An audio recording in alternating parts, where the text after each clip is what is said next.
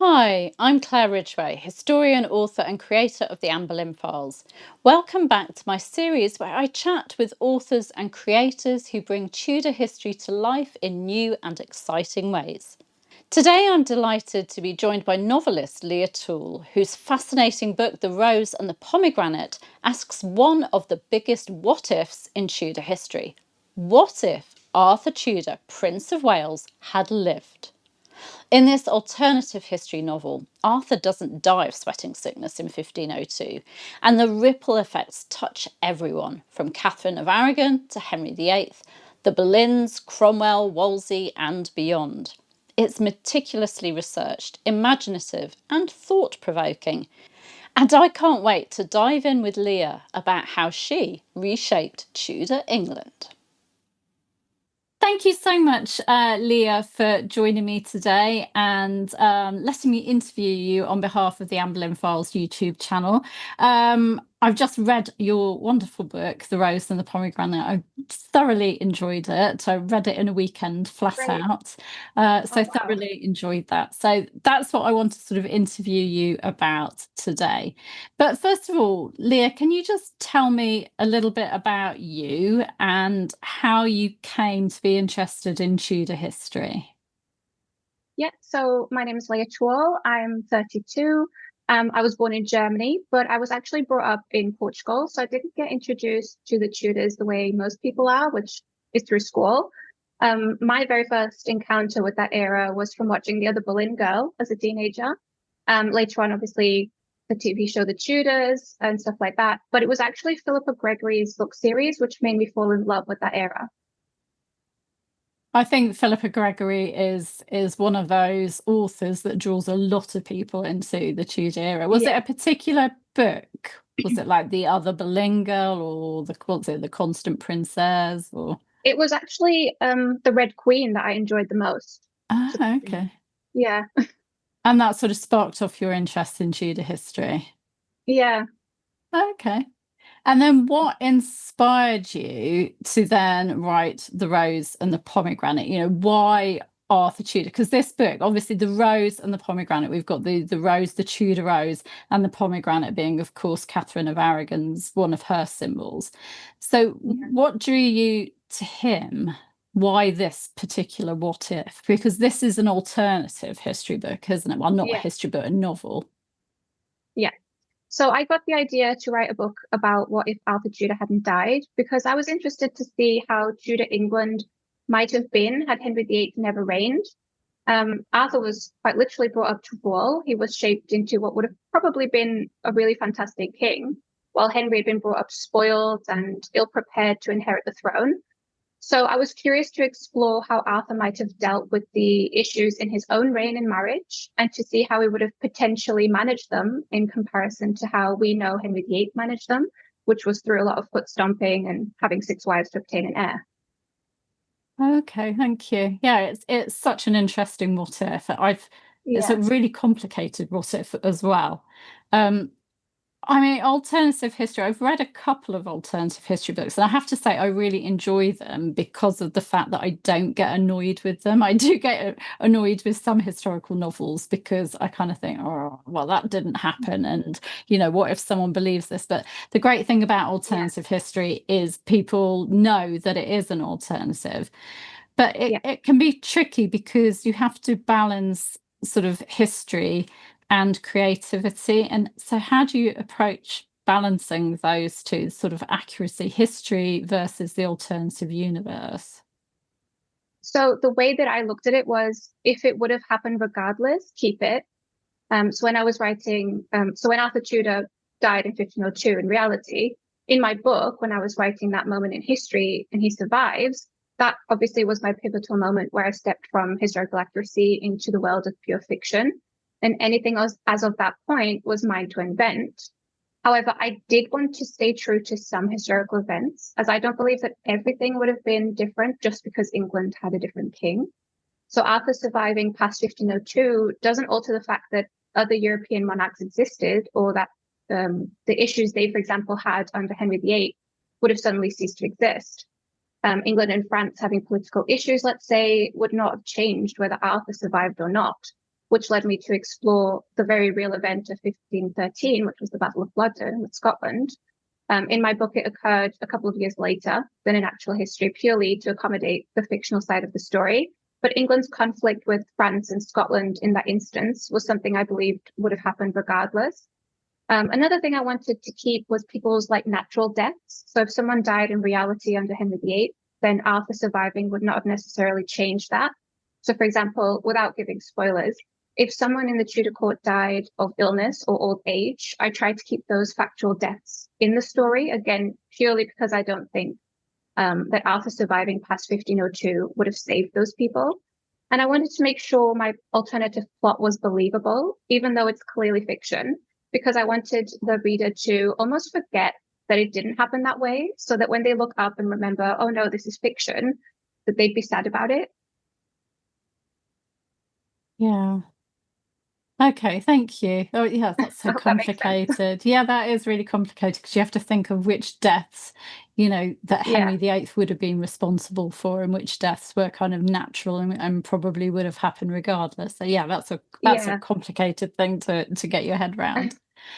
I love the relationship in your book. I don't want to give spoilers, but I really Yeah. love in your book the relationship between Arthur and Katherine of Aragon. I mean, that is at the very heart of your book. Those are the two main characters. I know we have chapters from other viewpoints as well, but that really is the heart of your book. So, how did you imagine their relationship developing had Arthur lived? How did you make a decision about that? So I imagined it might have developed similarly to how I depicted it in the book. I imagined Catherine might have still had some fertility issues, or that they might have faced some child loss, similarly to how she faced loss while married to Henry, just because child loss was a big thing in those days. But in her marriage to Arthur, I imagined he would have been a lot more understanding and perhaps empathetic to the losses, and he would have felt them more as their losses. And he wouldn't have blamed her as such, or at least I don't for a moment imagine he would have done what Henry did and created the Church of England to be able to take another wife, etc. I think Arthur and Catherine's marriage would have been quite like the marriage of Henry VII and Elizabeth of York, where they found respect and friendship as well as hopefully love. But through their marital struggles, whatever those may have been, I don't think that Arthur would have ever gone as far as to treat Catherine the way that Henry did. Okay. And Henry, obviously, because Arthur, survives Henry VIII, who, yeah, Prince Henry Duke of Yeah. York, he has a very, very different story. Now, I don't want you to have to give spoilers, Yeah. but, he plays a very, very different role in this story. So without, giving spoilers that you don't want to give, can you give us some glimpses into sort of Henry's life, his timeline, compared to obviously the one that we know we're so familiar with? So Henry's story in The Rose and The Pomegranate was actually really fun to explore. I really enjoyed writing about him.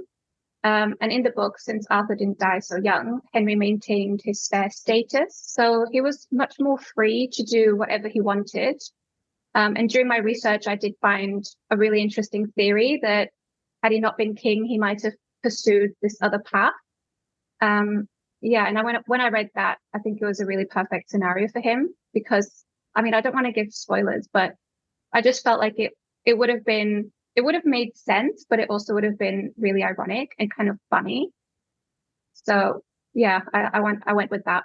I don't want to say what it was though, because yeah, spoilers. Yeah.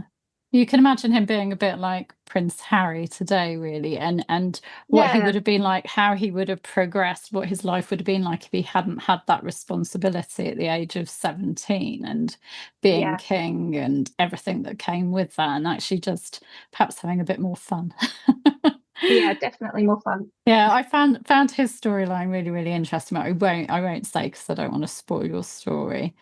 But I love the fact as well that you still bring in the other characters and families that we know that were so famous in Henry VIII's reign. Like you still have the Boleyn sisters, you still have the Seymour family and sort of their rise. You obviously still have people like Cardinal Wolsey and Cromwell. Which characters alternative path, their alternative story, kind of surprised you the most as you were writing? So out of those, I think Wolsey was the one that I had the most fun with, because with Henry now having pursued the path that he went down in my alternative version, Wolsey and he were kind of battling it out between themselves in the fictional court. And I really enjoyed exploring their relationship had they not been servant and master, but two men vying for the king's attention. So seeing how their relationship evolved, Henry's and Wolsey's, as I was writing was really interesting. And I felt like the characters basically led themselves. They almost told me what they wanted to happen, and I was just going with their flow. And they really came alive in the story for me. Okay, so you're a bit of you sort of use the kind of Stephen King model then of letting your characters tell you the story rather than having a rigid plan, would you say? Do you? Sometimes it just happens that way for me. I usually have the bigger picture planned, and then sometimes things just happen, like little subplots, little side stories. They just happen, and that's totally the characters. Does that come to you when you're writing, or is it something that comes to you like in the middle of the night when you wake up or in a dream, or where do these ideas suddenly Um, spring from when they're different to Usually, your plan? yeah, usually while I'm writing. Sometimes I'll be cooking, and I'll just get like an idea as well. They can be random. Yeah. Okay.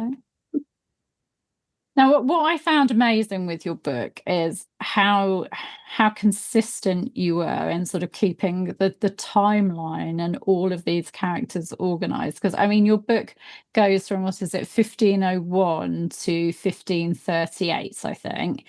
And obviously, there's if you're changing a major event like Arthur's death, you're making him survive, and you've got to keep in your mind all of those ripple effects, all of the impact that has on history.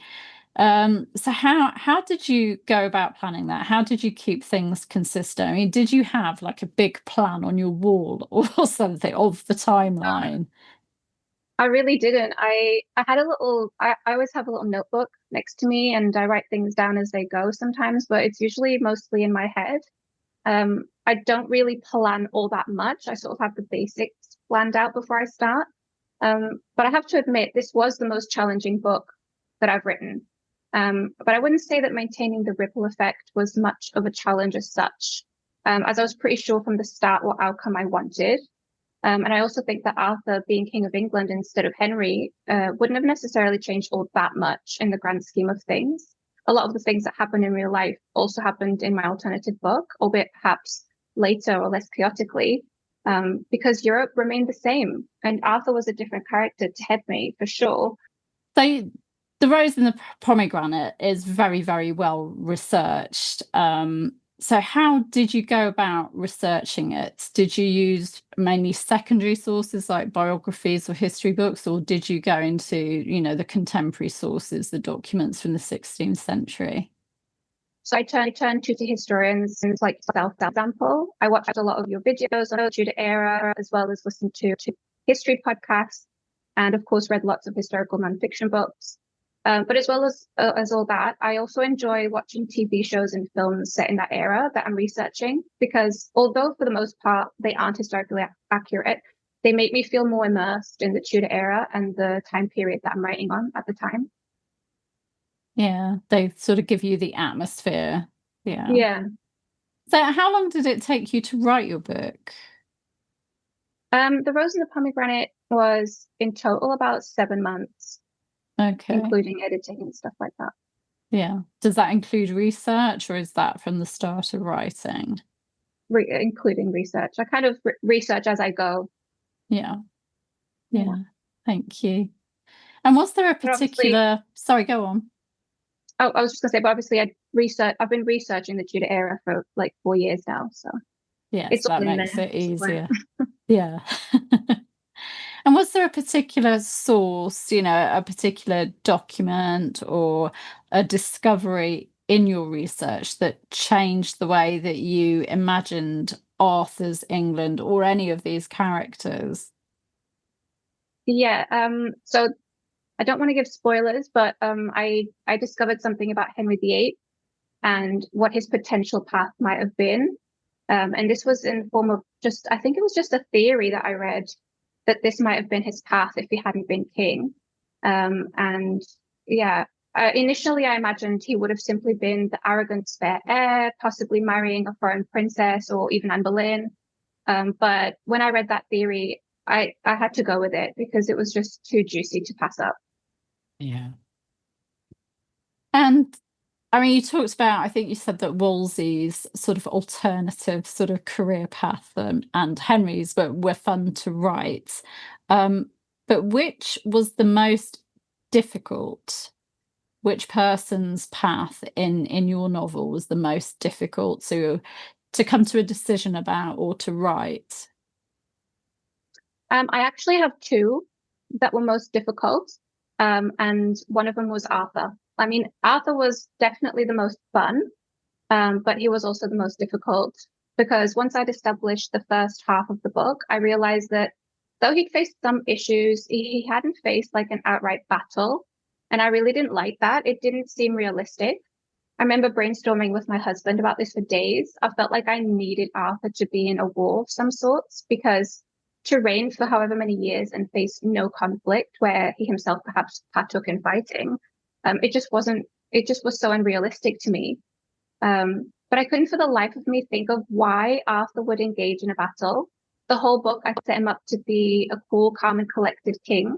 So then why would he be in a battle? It was such a brain ache at that point, but I think it worked out well. And the other more difficult to write with Ray, and I can't really say what that's what's really hard. But yeah, research for alternative path was really challenging for me to understand, because I'm not religious. Let's just say that. Yeah, it is hard to get your head around. I mean, living as we do today anyway, it's hard to get your head around the context of 16th century people where religion was Yeah, absolutely everything to them. It is, yeah. yeah, that is really, really difficult. I mean, can you just tell me, this just popped into my head, can you tell me, without giving away too many spoilers, who your Arthur is, how you chose to sort of make him his personality? How would you describe your version of Arthur? Like he would just think things through a bit more. I think he would act a lot less impulsively. Like Henry VIII acted very, quickly, Yeah, more very, very more the different way that you'd characters. imagine a king, like a stoic king that you can rely on, rather than someone that you fear, like Henry. Yeah, perhaps I think Arthur might have been perhaps more like his father, Yeah, yeah. and Henry was, yeah, a bit more impulsive, wasn't he? And do you think if Arthur had lived, the Reformation would still have happened in England? Would there have still been a break with Rome? I mean, because obviously Henry broke with Rome really due to, the Great Matter and Boleyn. What do you think? Do you think it would have happened just a bit later or something if Arthur had? Yeah, yeah. I genuinely, I don't think that England would have experienced the Reformation the way that it did under Henry VIII. I think even Arthur had the same struggles as Henry in his marriage. Arthur would have with it very differently, I believe, purely because he hadn't been brought up to be selfish and spoiled like Henry had been. The break from Rome would have come at some point. I really think it would have, because it was happening anyway. But it wouldn't have happened. It would have happened probably a lot more organically, and certainly a lot less chaotically. But probably not even during Arthur's reign. Maybe later. Mm. Yeah, because those ideas would still have been coming in, but there wasn't Yeah, the urgency that there was with Henry. yeah, And exactly. obviously, so many people today talk about how they're drawn into Tudor history because of these larger than life characters. The iconic Henry VIII, who had 6 wives and executed 2 of them, and of course Elizabeth and her golden age, and her amazing portraits and that. So without the sort of the soap opera type dramas, the dynastic dramas that we had because of Henry VIII coming to the throne, do you think that Tudor history, with Arthur having been king for so long, do you think that would still have captured people's imaginations? Would we still be talking about the Tudors today if Arthur had survived? No, I don't think so. I've thought a lot about this actually, that had Henry VIII not done what he did, we wouldn't care half as much about the Tudor era. So for that, at least we can thank him. But had Arthur lived, we probably wouldn't be as drawn to the Tudor era, I don't think, no. It would have been a lot more normal. Yes. Yeah, I mean, there are kings in history that had reigns that, were peaceful and not a lot happened, Yeah, and they don't draw us to them, do they? It is the larger yeah. than life characters, the ones with plenty of salacious events going on. So yeah, perhaps you're right. I think you probably are. And so you write alternative history. I mean, how many alternative history novels have you done now? Just this one. Just that The one. others are more just historical fiction. Okay. And so why do you think that, or do you think that alternative history is a powerful way to help people engage with the past? Do you think it draws people in better than straight historical fiction? Um, Maybe not better, but I think alternative fiction, especially because we're so drawn to the six wives of Henry VIII, we tend to notice a lot of minor things, like had they not happened or had they happened differently, might have spared them. Um, so like we know the chronological order of events, we have the beauty of hindsight, and we can see where something,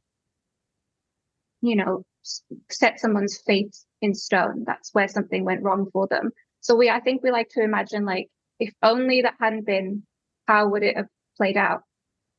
And so we like to read about those things, I guess, especially for historical figures that we gravitate towards, like the six wives of Henry VIII. I think it's human nature, isn't it, to think, oh, Yeah, what if? I mean, I'm always getting people saying, well, what if Anne Boleyn hadn't miscarried, had that yeah. final miscarriage? What if Catherine of Aragon hadn't lost all of those babies? And Oh, yeah. Well, none of it would have happened if Katherine of Aragon yeah, if yes, one son had survived. yeah, small events have such big ramifications, don't they? So Yeah. so tell us about your other work. I'd love to know about Um, your other novels because I've only read The Rose and the Pomegranate. I haven't read your other ones. So tell us a bit about your other work. so I have a 5 book series about Henry VIII's children. The first one is about Mary the First. And that was actually my debut novel and what made me want to write. I didn't think I would ever write any more books after that. I just had that one story that I was really passionate to share, which was Mary the First's life, like the whole story rather than just her reign, which is what I feel like a lot of people focus just on her reign. But then when that was published, it just snowballed into a 5 book series about all of his kids. And I also have a World War II book, which is my most recently published book, which is like a historical thriller. And I also have another historical thriller, which is called 1500, which I always struggle to talk about because the place and time that it's set in is the twist. So I can't really ever talk about it. It's a bit of a shame. But yeah, they're all historical fiction. Yeah, and I've got lots more ideas to come as well. Are you going to do another alternative history book? Yeah. So currently I'm writing a book about Arthur Tudor's life until he died. So like this is more historical fiction. There's no alternative. It's just his life. And then when that's done, I was thinking of another alternative fiction book about Anne Boleyn. So if she'd had a son, which is, as you mentioned earlier, what a lot of people are interested to read about. So I have some thoughts about that. Yeah, because that would have changed the course of English history completely. Yeah, So yeah. Oh, I love that idea. Definitely keep us updated on that. I will. So now off the topic questions for you. If you were having a dinner party and you could bring back people from the past, Oh gosh. 3 Tudor people that you'd invite to your dinner party. This is such a hard question. Three Tudor people. I do have like a soft spot for Mary the First, so I feel like I should say her, but I feel like we wouldn't get along because she'd probably have me burnt. I don't believe in God, and she'd probably have something to say about that. Who else? Probably Anne Boleyn as well, just to see what she was really like. We have all these like mixed opinions about her. She was either brilliant or she was either awful, and I'd like to just maybe know the truth. Have a good chat with her maybe. And probably, this is weird, but maybe Henry VIII, purely to tell him that the reason he didn't have boys is probably his fault. And the way they treated his wives is probably why they, especially Anne Boleyn, perhaps is why she probably miscarried so much. Yeah, just to tell him he wasn't very nice. So Henry, Mary, and Anne Boleyn. That would be bit of a weird quite mix. a dinner party. Yeah, that would be weird. Yeah. Okay, another question. Tea, coffee, or wine while you're writing? Oh, Or none of tea. the above? Probably tea. Yeah. Yeah, normal English breakfast tea or standard tea? Yeah. Okay. Nothing, I'm trying to think of another. Oh, and something that's not history related or writing related, some trivia about you that not many people know about you. This is a really tricky one. Okay. I guess that I can speak 3 languages fluently, and I'm currently teaching myself Mandarin. Wow. Don't really know what else. So which languages? English, German, Portuguese, German. Okay. Yeah. And now Mandarin. Yeah, randomly. Just decided one day. So you're quite a linguist. Yeah. Hasn't really done anything especially interesting for me, but something I can say I can do. Yes, and it helps with travels as well. That's true. Yeah. Oh, thank you so much, Leah. We've got through those really quickly. But thank you so much for joining me and answering these questions. And I very much enjoyed your book, The Rose and the Pomegranates. I will share with my video a link to your book so that people can buy it as well, with a bit of blurb about it too. So thank you so much for being so giving of your time and letting me grill you with these questions. So thank you so much for having me. So glad you enjoyed. Honestly, yeah, it was an honor that I did, and that you asked me to be on your YouTube. I think it's a great what if idea, and it is one of those that I'm always being asked, what if Arthur hadn't died, in 1502 of sweating sickness? I think it's the perfect thing to explore in fiction. So yeah, congratulations on your book, and thank you so much. Thank you.